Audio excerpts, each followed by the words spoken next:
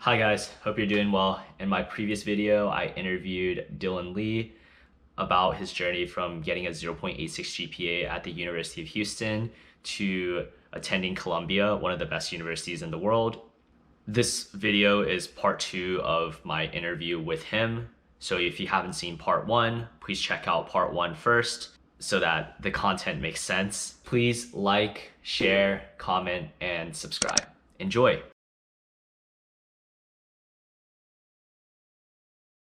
I guess going back to like you at Harvard Extension School, assume that you at a certain point you were starting to apply for them. We probably know what the traditional like college application process is like for high school seniors, but I imagine yours is probably very, very different because you first of all, you're much older. You probably could legally drink at that point, which I don't think many high school seniors can say that. And so how is your process different? And what places were you looking at the time besides Columbia? Yeah, so one thing to note is that when you're applying to schools as a transfer student, you apply with something called a cumulative GPA, and it's not so similar to what we're used to. My cumulative GPA would include my time at UH as well as Sanjak as well as Harvard Extension. The thing to note here is that my GPA was really low. I'm talking it was barely breaking 2 when I applied. So the big problem with that was I actually didn't even meet the minimum threshold for a lot of schools. Like my application would just get thrown out the moment I applied because I simply didn't have a high enough GPA. If I'm being completely honest with you, I only got replies back from 2 schools that I applied to, Harvard Extension and Columbia. All my other schools that I applied to didn't even give me a response. They just rejected. That's very different for me specifically because that low GPA kind of restricted me. So what I was looking for when I was applying to schools was like, yeah, I was looking for financial support wherever that could be found. B, honestly, anything I could get my hands on at the time because I recognized that my resume was not very impressive in terms of just flat out numbers. It didn't look good. C, just a school that I could be proud of. I applied to schools like, I remember I applied to UT Austin, A&M. I didn't apply to UH just because of the thing about the GPA that I mentioned earlier. And I also applied to the name of the school is slipping on mine right now. Purple and Yellow, Louisiana. Oh, LSU.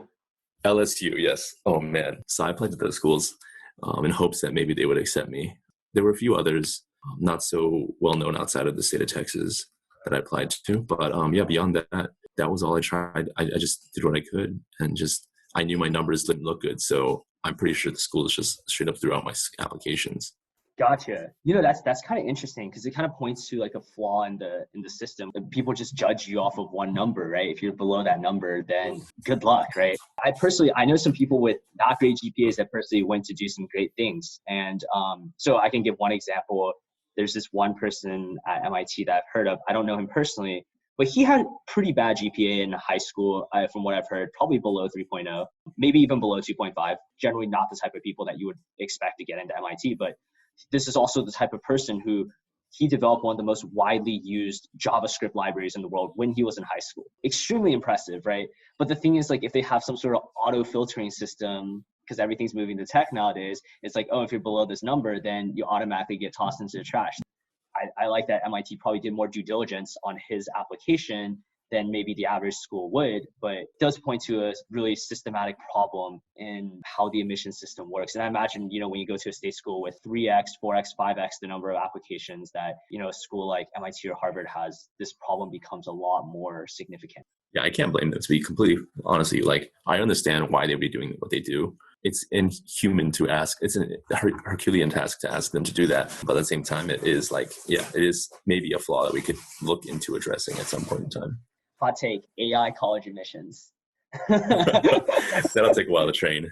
Yeah, it takes a while to train. No, I've kind of tried something similar before. It's hard. Long story, but yeah, no, that's fair. So you kind of talked about like your decision process. So wait, just to clarify, you said you got an offer from Harvard Extension School again? Like, weren't you already in the program? Yeah, like I mentioned, Harvard Extension School, what happens is that the first 3 classes that you take doesn't mean that you're in the school. Anybody can take those first 3 classes. It's that if you want to become a candidate for a bachelor's degree from that program, then you have to first take those 3 classes, do well in them. And they just look at that and nothing else. When they're trying to, or from what they tell us, they just look at those 3 courses, how you perform them, and then they'll accept you or not into the bachelor's or liberal arts program. So I still had to reapply in a sense. and say, hey, yeah, so I'm definitely trying to apply for your bachelor's of liberal arts program. Does my performance in those first 3 classes that literally anybody could take, is that good enough for you? Gotcha. Thank you for that clarification and kind of like the reminder. I think another thing that's kind of interesting to look at is, so what made you end up choosing to go to Columbia as opposed to Harvard Extension School? What was the thought process around that? Did you want like a new environment again? Are you the type of person who just like to change a lot? Because I'm starting to kind of see that little pattern there. But yeah, like, could you kind of talk about that? So there was like maybe I'd say 2 main reasons why I went the path that I did. The thing about Harvard Extension School is that it's not very well known and it's very difficult institutionally to use. For example, just like registering for different things, when you say like, hey, what school do you go to? You can't type in Harvard University because you don't attend Harvard University, but there's no option for like Harvard Extension School. That's simply a thing that doesn't happen for a lot of applications, a lot of things that you're signing up for, whatever it might be. When they're asking for like what school you go to, Harvard Extension School just isn't there. You can't put in Harvard University or Harvard College or anything like that. Secondary thing was that Harvard Extension School isn't really integrated with Harvard University. Classes are completely separate. You're not ever going to have a student who's from Harvard traditional undergrad in your Harvard Extension School classes. That's not the case with the School of General Studies for Columbia. Columbia School of General Studies is pretty much as integrated as it gets. Almost all my classes are filled with undergrads from the other 3 undergrad schools of Columbia. And so you're taking classes that are exactly the same. You're getting the exact same education as your fellow Columbia students. On top of that, institutionally, you are a part of Columbia University at that point. You're no longer a separate school, a separate institution. It's a lot simpler to apply the things. It's a lot more, logistically speaking, like feasible to put that Columbia name on your whatever applications or anything that you want to fill out. It's just always there for you. And so the degree also is a little heavier in weight. Gotcha. No, that's what makes sense. Yeah, Columbia does indeed have a very unique system of, I think it's 4 colleges, right? It was harder for me to comprehend that, but I just did a little bit of research. It's kind of cool. It's kind of cool idea. So yeah, like you were kind of talking about how you felt very integrated in the Columbia community. So how has it been like fitting into Columbia? I guess you've only really had 1 and maybe a half of semester because of this COVID-19 situation. Yeah, like you're so much older than everyone else. You have so much more life experience. You've gone through much more than I think the average freshman has gone through. I'd be shocked if any freshman has gone through more than you have. Do you feel kind of alone sometimes, or do you feel like it was a great integration and everyone's very understanding? So the thing is that School of General Studies is actually extremely large with proportionally speaking to the other 3 undergrad schools. We're roughly around 2,700 students. The other undergrad schools are around 3,000, somewhere around there. So it's pretty similar in terms of how many people we have. So when you're in a class, it's usually pretty evenly split between the different schools of Columbia. And so it's not unusual to have students in your class because as a GS student, I'm not necessarily the oldest. In fact, I would say I'm definitely on the young end. Our average age is somewhere between 26 and 29, with students that I've met are over 70. In terms of being so different, it's not really. Actually, I'm probably closer to the undergrads than most GS students. In addition, the GS community is quite diverse. It's pretty tight-knit. And so I have encountered plenty of people who are just like myself with stories almost identical to mine. It's pretty common to just feel like you're right at home. Everyone's very similar to yourself. And those who aren't, they usually respect that you're from a different background. And I've never really encountered too much anti-GS stigma or anything that I read about once upon a time when I was first applying to the school. All in all, the experience has been, I haven't felt at all like I'm not a part of the school. I definitely feel like I'm fully integrated, fully a part of the Columbia undergrad program. Gotcha. No, that makes a lot of sense. And, thank you for kind of giving some insight on also what the program entails. So you're saying that you're basically implying that there are a lot of people that also come from, I say, non-traditional backgrounds. I think you kind of mentioned either to me privately or just then is like for example, there are a lot of like retired Army veterans, people who've gone through like different stages of their lives. I find it very inspiring to talk to you. Do you also find it inspiring to talk to those people? And I guess there might be a lot to learn from them. Oh, absolutely. There are so many people from so many different backgrounds. I think in terms of diversity, I would say that GS is probably the pinnacle of diversity. We've got backgrounds from all over the world. We've got career backgrounds from everywhere. I know we have, I think, 4 felons. We have military veterans. We have professional ballerinas, professional models. We have 2 K-pop stars, 2 former K-pop former. I'm not entirely sure. I think there's still K-pop stars. I'm not entirely sure. And we've got all sorts of backgrounds that play into this completely diverse community that we have. former drug addicts. It's as diverse as it gets in terms of what sort of students we have. Almost every time I encounter somebody, within the school, we have it's a hashtag on Instagram, hashtag GS story. Because when we apply, one of the application essays you write is your GS story, which is tell us why you're non-traditional and why that makes you fit into this school. And so a lot of people, in my first week there, when we were doing orientation and all that fun stuff, it was like a really great icebreaker is, hey, what's your GS story? And so, kind of round table, Alcoholics Anonymous style of meeting, just sharing your stories about how you got here, how you ended up here. No, that's awesome. That's great to hear. I guess one thing I didn't understand about GS is it seems like at GS, it's also giving a lot of people like a second chance at life. In your case, I would say maybe you can argue this is also true, is like you're getting like a second chance to, have a college education when the first time, it didn't work out. And I think one thing I realized is an issue in US society is that a lot of people don't get that second chance. It really sucks. Let's say you commit like a felony and then you go through rehab, you do very well, but that felony is always on your record and you never get that second chance. I think it's awesome what Columbia is doing. I did not realize that Columbia was doing this until talking to you. This gives me honestly a newfound appreciation towards what Columbia is doing. I wish that more schools would be like that. That's why Columbia, I think, is one of the best colleges in the world, is because they're like extremely innovative. They're extremely progressive in many types of ways. But yeah, thank you for sharing that. I guess kind of related to GS and kind of talking about like your aspirations moving forward. I know you talked about how you're interested in like educational policy.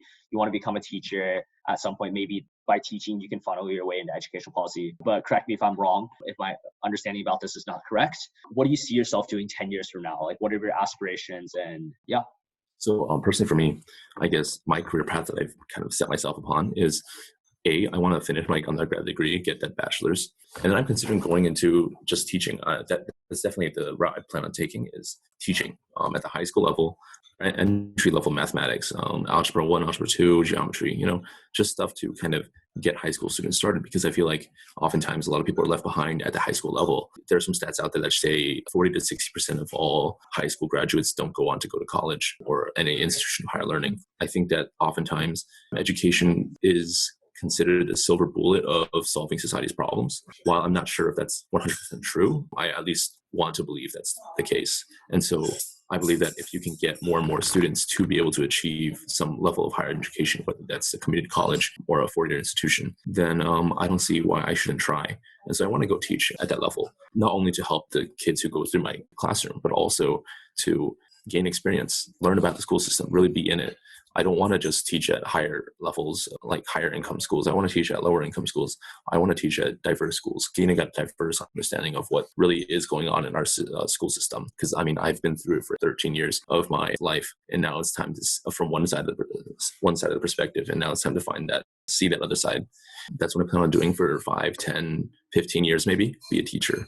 And then after that, once I really feel like I've gained enough insight and experience in how our school systems run, I want to go into policy, whether that's as a policy analyst or like a back-end sort of back-facing policy analyst, or even a front-facing politician running for office, writing legislation for people, or working on school boards.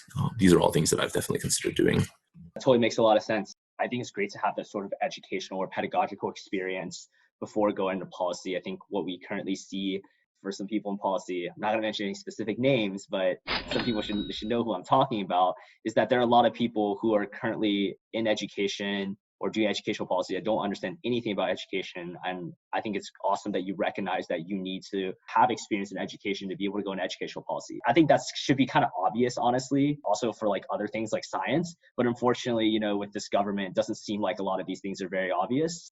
There is actually one interesting study I do want to bring up. One of my friends told me about the other day.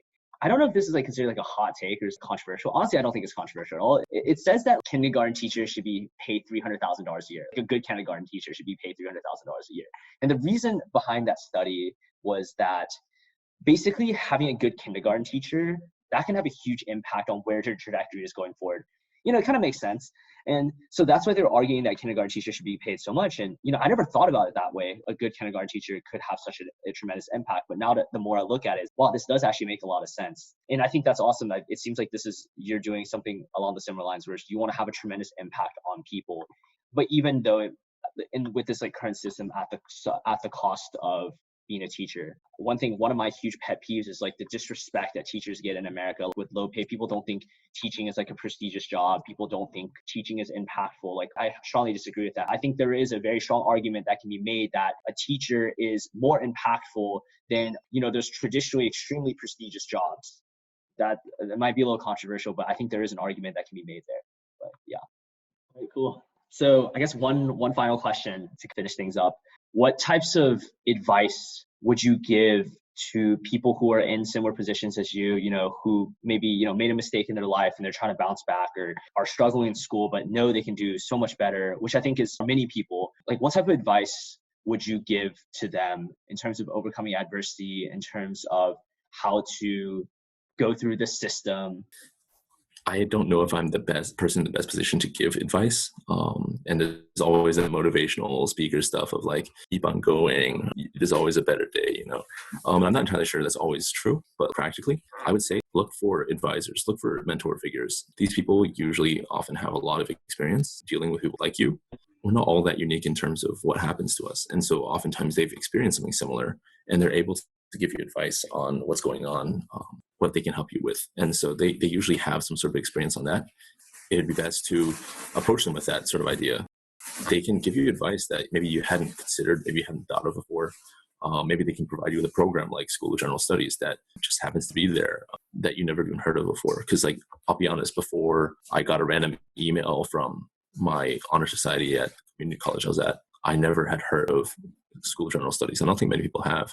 Same with Harvard Extension School, so on and so forth. So having these resources, these people to ask for help, ask for guidance, definitely do that. Ask questions. Try and get in touch with people that you look up to. If it's a professor, if it's some sort of teacher, some sort of mentor figure, they usually can at least, maybe they can't give you the answer, but they can guide you towards somebody who can. Their networks are usually more extensive than yours, and they usually know something that you don't. And it's really important to humble yourself and respect that there are people out there who do have that knowledge that can help you in ways that you can't help yourself sometimes. In terms of turn yourself around after a setback, I think I'd say I'm a different case because I feel like my purpose is to help others. That's not something that people always find motivating. So just realize that there's some things out there that are better for you in life. And maybe this isn't your brightest day, but you can always strive to make the next day a little brighter. Just take the small steps that will eventually ensure that you do achieve that brighter day.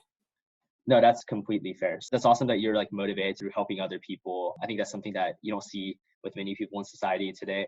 I think society nowadays kind of encourages people to, think for themselves. It's like a humanly rational thing to do, but it's very refreshing to hear that there's people who support the other side or are exhibiting the other side, which is great. Do you have any like closing remarks or anything like that you want to mention before we kind of conclude this interview? Yeah, absolutely. I think I agree with you on the sentiment that oftentimes society does encourage people to be the best you can be the best self, be the best version of yourself you can be. And I have nothing against that. Not to say that I feel that my path is the right path. It's just the right path for me specifically. Like, I want to do what I want to do so I can empower others to achieve the best selves that they can be. So like whatever that best self is, that's their own viewpoint to decide. I'm just trying to, my best self is to make others be their best selves. Beyond that, this has been a great time. I really appreciate you asking all these questions. And I'm thankful for this time to just kind of ramble and talk about whatever's going on in my life. So yeah, thank you. Yeah, for sure. No, thank you for, taking the time to talk with me. I learned a lot about you. I first learned about you reading your bio on COVID, and now really talking to you, it's like, wow, there was so much more depth to every single sentence of what you wrote in COVID. And now I feel like I'm starting to get a better picture and a better grasp of that. So, and it's definitely like opened my eyes a lot into the education system in the US. For example, I'd never really heard of Harvard Extension School or Columbia School of General Studies. And, it gives me hope that the fact that many of these programs exist, that it's not one time, one failure is like the end of your career, which is what I kind of thought it was beforehand. But thank you again for coming on. And I wish you all the best going forward, and stay healthy and stay safe. Absolutely. You too. And hey, sometime I'm interested in hearing about your story too. It seems pretty interesting. Absolutely. For sure. Thank you. All right. If you made it thus far, thank you guys so much for your time. It means a lot that you guys are taking your time out to watch my content. I hope to continue to do more interviews along with sharing more about my life, things that I will be doing during quarantine, and maybe tips and advice I can give in terms of progressing. But yeah, again, thank you guys so much. If you enjoyed, please like, share, comment, and subscribe. See you guys later. Stay safe.